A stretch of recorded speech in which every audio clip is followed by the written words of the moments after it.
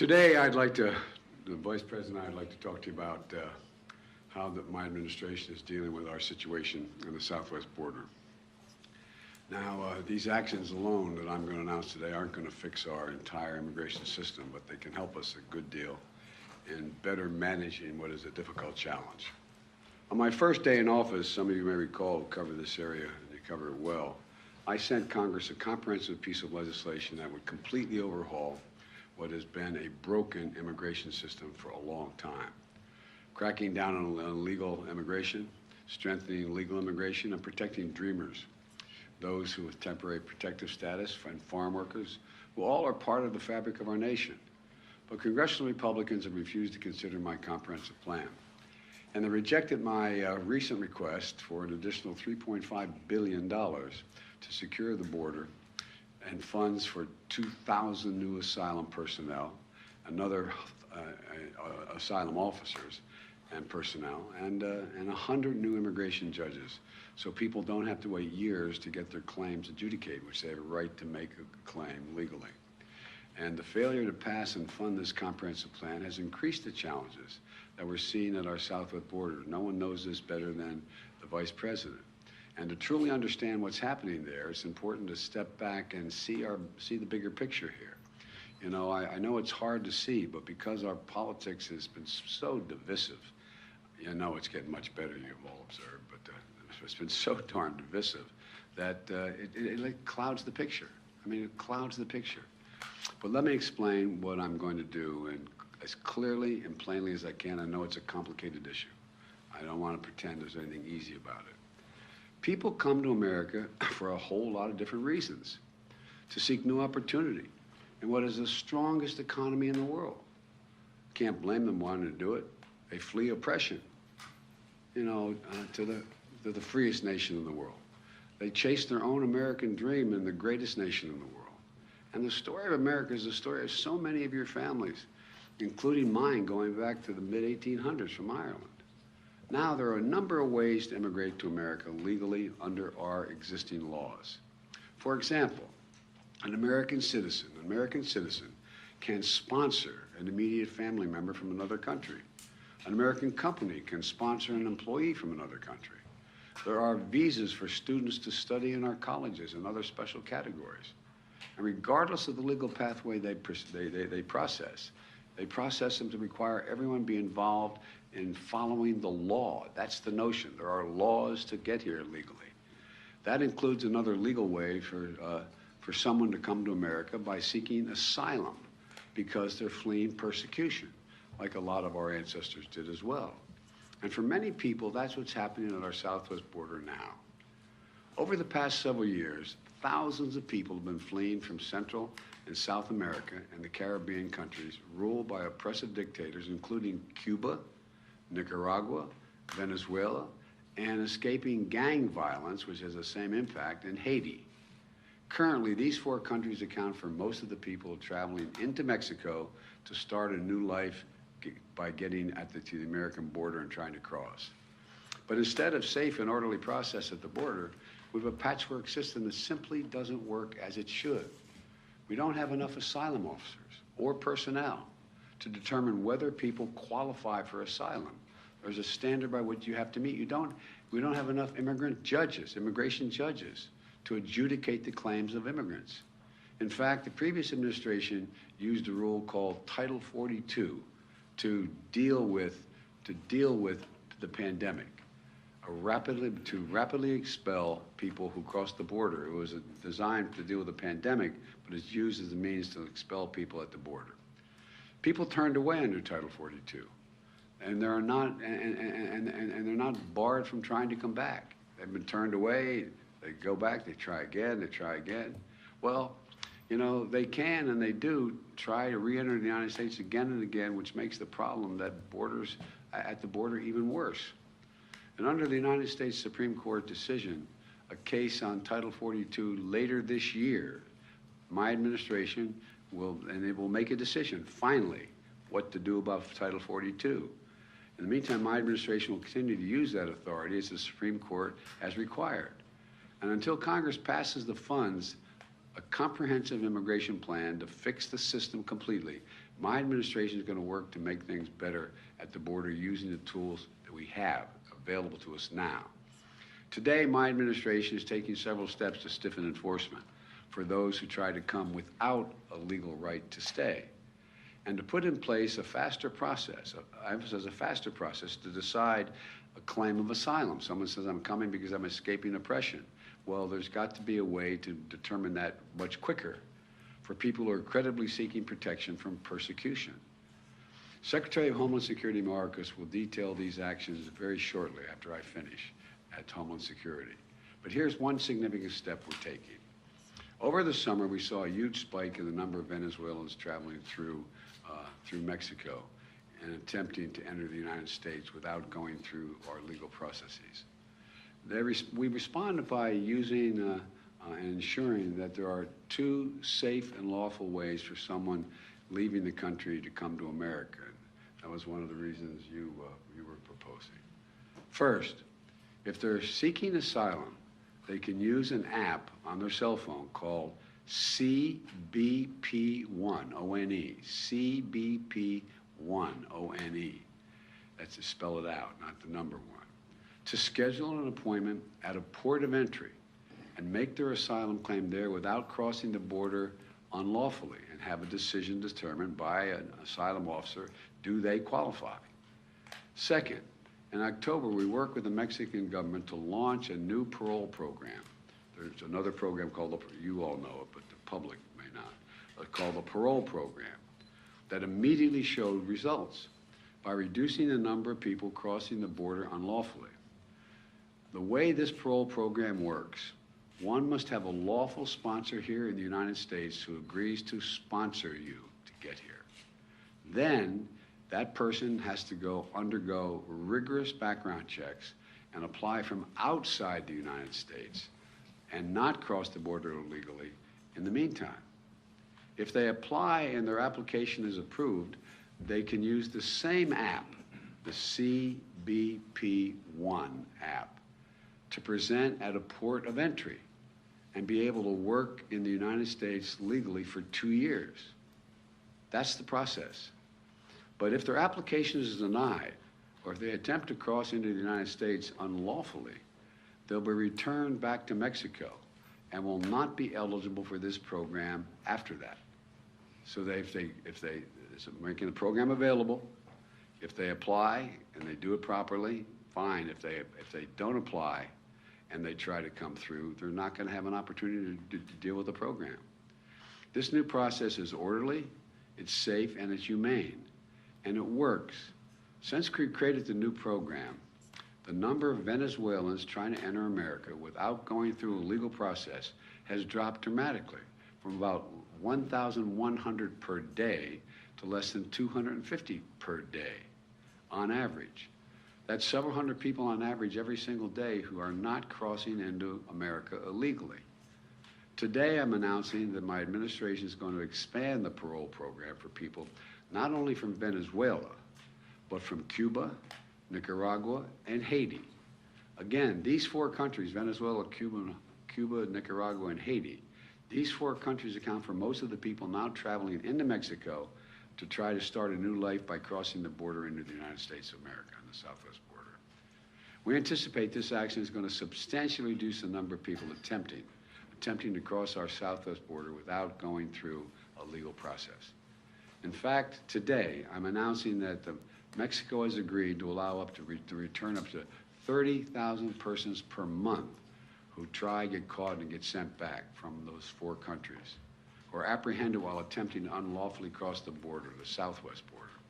My message is this: if you're trying to leave Cuba, Nicaragua, or Haiti, or have agreed to begin a journey to America, do not just show up at the border.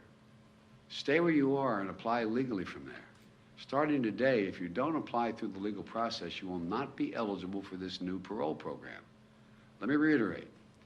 You need a lawful sponsor in the United States of America, number one, and you need to undergo a rigorous background check, number two. If your application is approved and you show up at a U.S. airport or when and where directed, excuse me, you have access. But if your application is denied or you attempt to cross into the United States unlawfully, you will not be allowed to enter. Look, we should all recognize that as long as America is the land of freedom and opportunity, people are going to try to come here. And that's what many of our ancestors did. And it's no surprise that it's happening again today. We can't stop people from making the journey, but we can require them to come here, that they come here in an orderly way under U.S. law. And let me say it again. The actions we're announcing today will make things better, but will not fix the border problem completely. There's more that has to be done. I laid that out in the first week I was here. That work will not be done unless and until the Congress enacts and funds a more comprehensive immigration plan that I proposed on day one. Until Congress has acted, I can act where I have legal capacity to do so. Last year, I brought together 20 leaders, many of you were there, and from the Western Hemisphere, heads of state, to stabilize the flow of immigration, to expand pathways to immigration, and to manage the border humanely. The leaders of the hemisphere built on those efforts that I led when I was vice president to expand economic assistance to nations in North Central America, so people here can improve their economic prospects at home instead of having to leave for the United States. Most people would much rather stay in the country they are if they can feed their families, be safe, send their kids to school, and have opportunity. It's not like people, you've heard me say it before, it's not like people are sitting around a table and somewhere in Central America and say, I got a great idea. Let's sell everything we have. Let's give it to a coyote, a smuggler. They'll take us on a harrowing journey for thousands of miles to get to the United States. Then we're going to legally cross the border. They're going to drop us in the desert, and we're faced where we don't speak the language. Won't that be fun? I'm not being facetious. Well, President Harris led this effort to make things better in the countries from which they are leaving. And thanks to her leadership, she's been able to generate more than $3.2 billion from the private sector to create jobs and opportunities in El Salvador, Honduras, and Guatemala. Tell people stay in their own countries, home countries, where it'll be safer and they have some opportunities. We've also set up a joint patrols and law enforcement with Mexico and Guatemala that share real-time information on locations that smugglers are using to convince migrant groups to cross illegally. That's what they're doing. They're out recruiting. They're taking all the savings or anything they have to take them on an incredibly dangerous journey. We embedded our Border Patrol officers with Mexican patrols to detect and raid human smuggling operations. Thus far, there had more than 7,000 arrests of human smugglers in the last 6 months. 7,000. That's not just human smuggling at the border. We're focused on cracking down on drug smuggling, which is a serious and deadly problem, and I made a promise we would try this. My administration has allocated record funding that added hundreds of additional Border Patrol agents and installed new cutting-edge technologies you'll be able to use effectively, like an X-ray machine, detailed to be able to look through these large containers to determine what's in the container and at the border. For example, since August of last year, Custom and Border Patrol have seized more than 20,000 pounds of deadly fentanyl. That's enough to kill as many as 1,000 people in this country. 20,000 pounds of fentanyl. It's a killer. It's a flat killer. And next week I'm going to travel to Mexico, where I'm going to meet with President Lopez Obrador.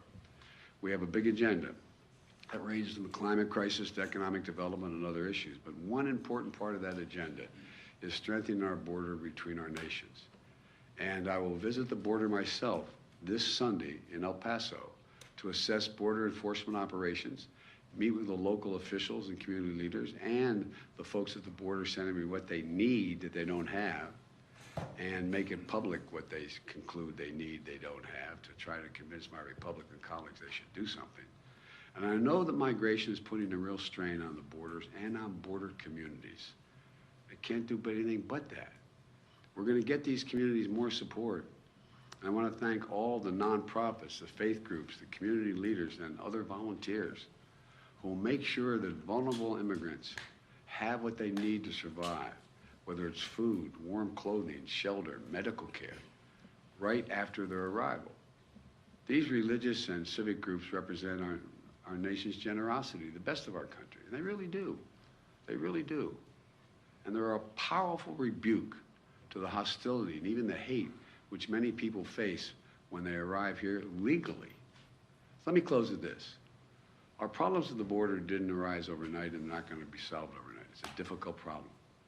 It's clear that immigration is a political issue that extreme Republicans are always going to run on. But now they have a choice. They can keep using immigration to try to score political points, or they can help solve the problem. They can help solve the problem and come together to fix the broken system. Before Congress adjourned for the holidays, some Democrats and Republicans, a few of them, got together, both sides up in the Senate, and decided they were going to put together a comprehensive plan on immigration. But the Republican leadership and other Republicans, I don't know who exactly did it, rebuked it and rejected it out of hand. It broke up, just like they rejected my plan 2 years ago, just like they rejected my recent request for an additional $3.5 billion to secure and manage the border with more holding facilities, better transportation, additional funding for 2,000 new asylum officers and personnel, 100 new immigration judges to more rapidly adjudicate for people when they come here, and how much, and so much more. Think about it. I mean, if this were something, if we had to have 100 more immigration officers to see to it that we're able to import something we needed very badly, it wouldn't take very much time to get it, would it? It'd be real done. Or conversely, if there are criminal gangs coming into the nation, or I mean, but when it comes to immigration, it seems like it's a better issue for them than trying to solve it. Look, we need more resources to secure the border. Yet again, extreme Republicans have said no. Many Republicans agree we should do something. But it's time to stop listening to their inflammatory talk. It's time to look at their record. As I've always done when I'll sit down with anyone who in good faith wants to fix our broken immigration system. And it's hard. It's hard on the best of circumstances. But if the most extreme Republicans continue to demagogue this issue and reject solutions, I'm left with only one choice: to act on my own, do as much as I can on my own to try to change the atmosphere. Immigration reform used to be a bipartisan issue. We can make it that way again. It's not only the right thing to do, it's economically a smart thing to do. That's why immigration reform is supported by everyone. Think of this now. I want to remind the public. Immigration reform is supported by the American labor movement, unions. It's supported by religious leaders. It's supported by the U.S. Chamber of Commerce.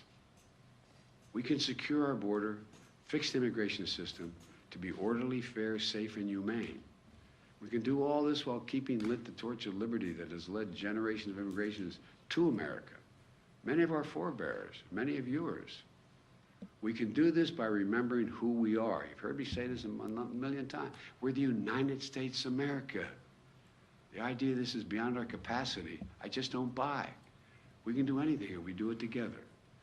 And you've heard me say it also many times. God bless you all. May God protect our troops. I'm going to stop here, and in a few minutes, literally a few minutes, Secretary Mayorkas and I have been coordinating. He's going to be speaking in much greater detail. We'll take questions at the Department of Homeland Security headquarters. So I want to thank you for your time, and this is going to be this is a hard one to deal with, but we have to deal with it. I mean, it's who we are.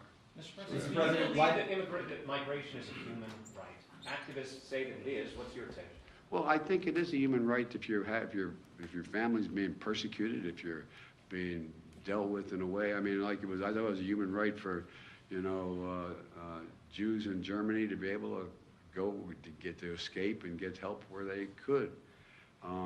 But the other side of this is there's also the people in this country have basic rights that are here, basic fundamental rights to assure that people are coming, have been checked out, they're not criminals, they're not problem, that their background checks are real. I mean, look, if you think about it, there's not a whole lot of countries people would rather live in than here. No, I mean it sincerely. I think about this, and I think this is sometimes the team looks at me like maybe I'm out of my mind here, but all kidding aside, if you just said tomorrow, all right, for the next year you can move to any country you want without any questions, how many people do you think are going to leave the United States? And I can name any of the 140-some countries I've been to. There's more than that. I think a lot would be willing to leave and come here. So there's a rationale. There has to be an orderly process and a rationale to it.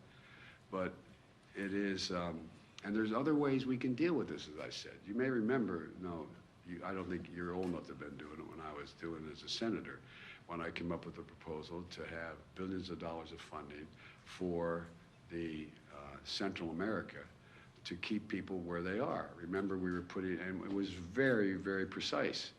For example, if a country was in economic difficulty, and most of them are because of climate and other things, and we say, okay, well, they have a problem. Well, guess what? They don't have lighting in their town squares. They can't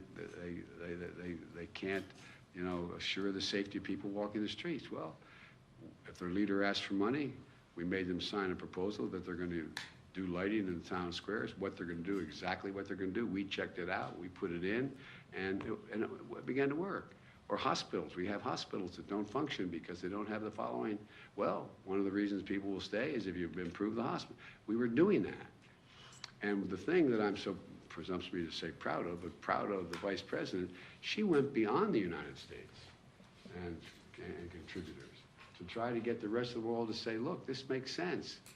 And she got commitments of 3.5, is it? $3.2 billion. And so there's a lot to be done. And think about it, even back in days when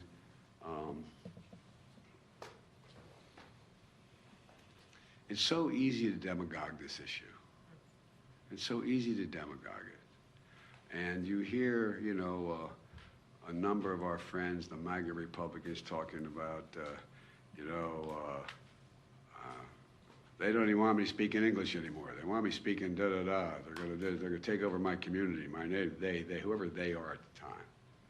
Well, that's what a lot of folks went through when they got here, going all the way back to the 1800s. It's not new. It's part of it's human nature and fear, but there's got to be an orderly way. And I know we can make it much, much better. Mr. President, why did you decide that now is finally the right time to visit the southern border? Republicans have been calling on you to do this since the beginning. Because Republicans haven't been serious about this at all. Come on. They haven't been serious about this at all. I wanted to make sure that I knew what the outcome, at least the near outcome, was on Title 42 before I went down. We don't have that yet, so I had to operate. I don't like Title 42. But it's the law now. I have to operate within it. My prediction is, it's nothing particularly insightful about this, Title 42 is going to go away before the end of the year in terms of the Supreme Court, my prediction. And then we're going to have to use Title 8. 8, right? Am I right? Yeah, Title 8. 8, 9. And which we can implement what we're doing here, plus some other things. But so I wanted to make sure there was a rational way in which we could begin to announce it. But I couldn't wait once the Supreme Court ruled that they're not going to make the final decision on Title 42 for some time, for another, who knows, probably not till June, in that range. Oh, I don't know that for a fact, to be able to lay this out. But look, Mayorkas is waiting to impress you all. All kidding aside. How about Ukraine, sir? Are you concerned about the fact that requiring an airline ticket could prejudice or sort of lean it toward wealthier migrants and yes. make it harder for poorer migrants? Yeah, but there's also ways to get to ports of entry along the border as well. I'm sorry. Okay. So the ceasefire proposed by President Putin in Ukraine for the Orthodox Christmas on January 6th, 7th, have you heard about that? Do you have a reaction to whether it's... I'm reluctant to respond to anything Putin says. I found it interesting. He was ready to bomb hospitals and nurseries and churches, and on the 25th and New Year's, and I mean, I think he's trying to find some oxygen. Thank you so much. Sir, are you still monitoring the speaker's race? Are you still watching the speaker's race? I'm following with great, how can I say it? Attention. Attention. Mr. President, have you decided? Thank you very much. Thank you. Thank you, folks.